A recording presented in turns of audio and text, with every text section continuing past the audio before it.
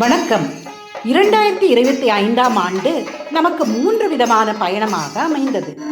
வழிபாட்டில் அமைதியையும், சமையலில் மகிழ்ச்சியையும், கதைகளில் கற்பனையையும் தேடினோம்.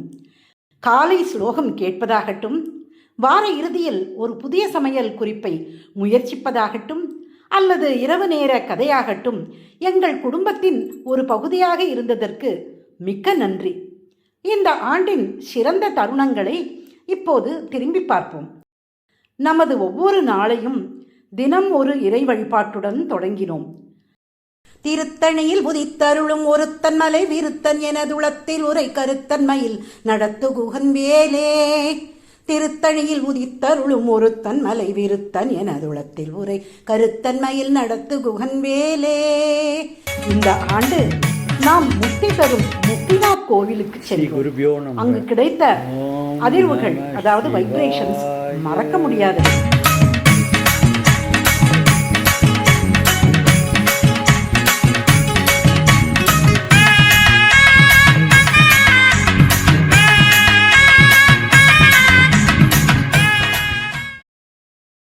ஆன்மீகம் என்பது இந்த உடல், இந்த உலகம் ஆகியவற்றை தாண்டி ஆன்மா, சோல் மற்றும் உண்மை பொருள், அல்டிமேட் ரியாலிட்டி பற்றிய அறிவை நாடுவது ஆகும்.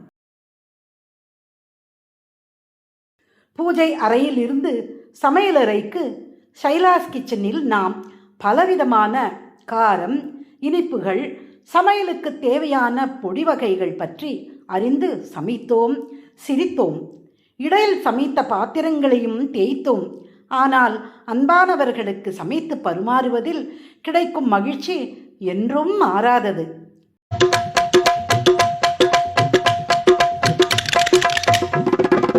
Hi everyone, welcome to Inia's story time.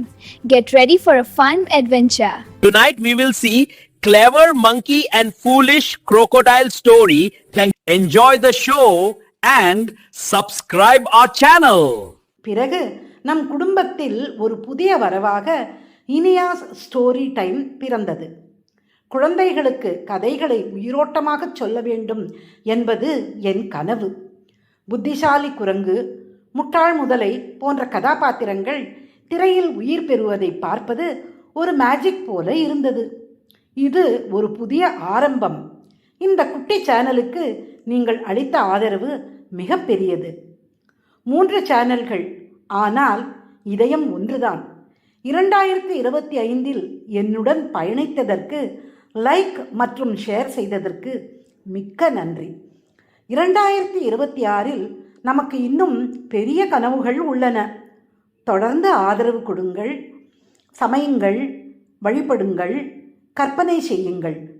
நன்றி, வணக்கம்.